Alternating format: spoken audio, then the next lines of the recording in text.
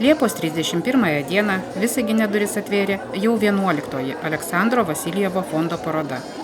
Šį kartą lankytojams pristatyta apie 50 20-ojo amžiaus 7-9 mečių vestuvinių suknelių ir aksesuarų iš garsaus mados istoriko kolekcijos. Kaip įprasta, į parodos atidarymą atvyko ir pats Aleksandras Vasiljevas. Svarbiausiu vakaro akcentu tapo jo autorinė paskaita apie vestuvinės mados istoriją. Mūsų paroda pasakoja apie 7, 8 ir 9 mečių vestuvių madą. Miestas buvo įkurtas prieš kiek daugiau nei 50 metų, todėl norėjosi parodyti, kokios vestuvės buvo švenčiamos tuo metu. Daugeliui moterų vestuvinė suknelė yra svarbiausia gyvenimo suknelė, o pačios vestuvės turbūt taikiausia ir tarptautiškiausia šventė, kurią mini įvairiausių šalių ir religijų žmonės. Paskaitos metu Aleksandras Vasiljevas ne tik pasakojo apie eksponatus, bet ir aiškino, kaip istoriniai įvykiai formavo mados raidą. Ypatingą dėmesį jis skyrė baltos vestuvinės suknelės tradicijos atsiradimui. Baltos vestuvinės suknelės tradicija atsirado dar Napoleono laikais. Vėliau ją įtvirtino Didžiosios Britanijos karalienė Viktorija. Ir pamažu balta spalva tapo pagrindiniu vestuvių simboliu. Neatsiejama įvaizdžio dalimi tapo ir nuometas bei gėlės plaukuose, todėl jais papuošta beveik kiekviena mūsų parodos suknelė. Mados istorikas taip pat papasakojo, kodėl 7-ame dešimtmetyje pasikeitė moterų siluetai. Atsirado kvadratiniai kulnai ir mini sijonai. Pasak jo, mada visuomet atspindi visuomenės gyvenimo būdą, gerovės lygį ir net technologinės naujoves. Tarp 10 vestuvinių suknelių buvo eksponuojami ir keli vyriški kostiumai. Kaip pažymėjo Aleksandras Vasiljevas, juos išsaugoti gerokai sunkiau nei moterų aprangą, nes vestuvinius kostiumus vyrai paprastai dėvėdavo dar daugelį metų. Po paskaitos mados istorikas pristatė savo naująją knygą, atsakė į svečių klausimus ir tradiciškai dalijo autografus. Norinčiųjų įsigyti knygą ir nusifotografuoti su autoriumi netrūko. Pasinaudojame progą pasikalbėti su Aleksandru Vasiljevu ir paklausėme, kaip sekasi įgyvendinti Mados istorijos muziejaus Visagine projektą. Labai tikimės, kad jau kitais metais prasidės būsimo muziejaus remontas.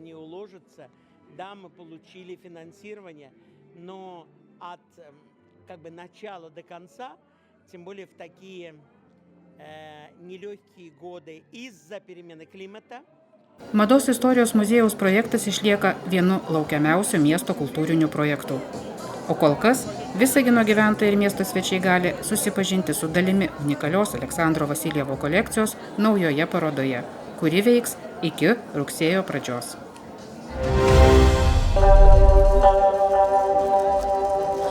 Koja už kojos žengiu tolyn. Iškart po mados istorijos parodos atidarymo prie Visagino kultūros centro draugystė visaginiečius ir miesto svečius pasitiko duetas sujungęs elektroninę muziką ir gyvą kanklių skambesį.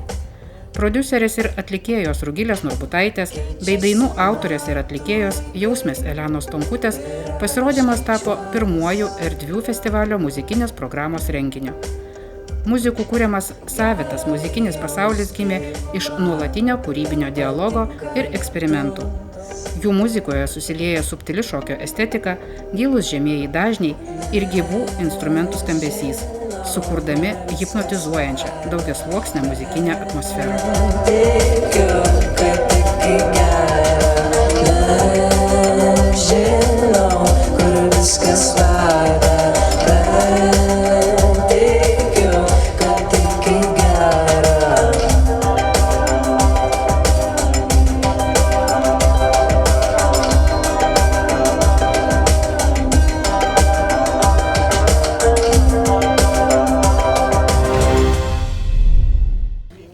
Visaginėje įvyko 19-osios tarptautinės žmonių su negalia sporto žaidynės Mero taurei laimėti.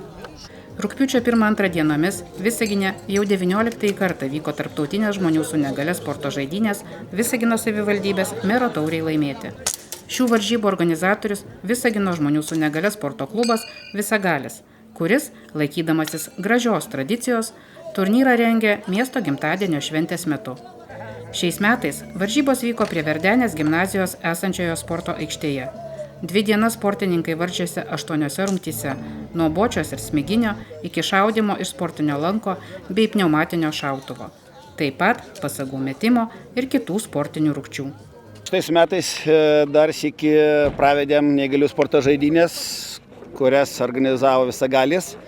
Šitose žaidynėse buvo 8 rungtys, neįgalieji tarp savęs varžėsi.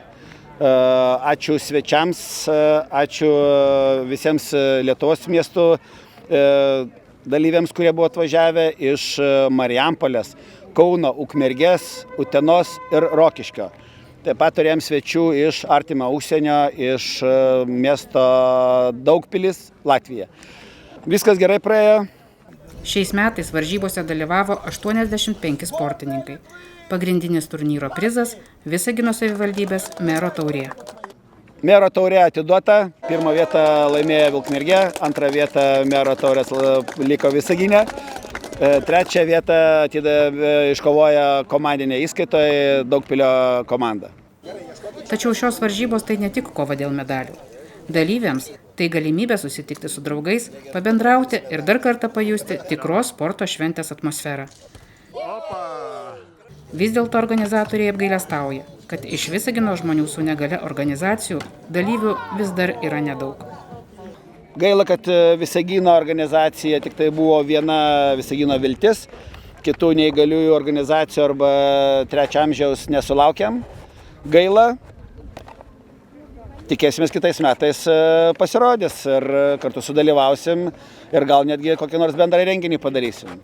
Turnyras buvo surengtas įgyvendinant Visagino savivaldybės projektą Judėjimo laisvė, skirtą remti nevyriausybinių organizacijų sporto iniciatyvas. Tikrai reikalingi tokie projektai, nes, kaip matom, daug žmonių buvo. Iš viso buvo žmonių 85. Ačiū administracijos direktoriui, kuris atidarėme buvo. Ačiū, kad pasirodė taip pat tarybos nariai, kurie mato, žino mus ir prijaučia mus. Tikrai dėkojam šitas savanoriam, kurie padėjo mum 2 dienas.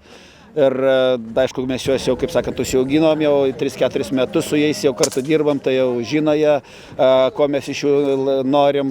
Jie patys pasisiūlo ar patys daro, tai tikrai yra didelis įvertinęs mum. Ir taip pat socialinės valandas jie gauna už tai, kas yra ir jam gerai ir mum gerai.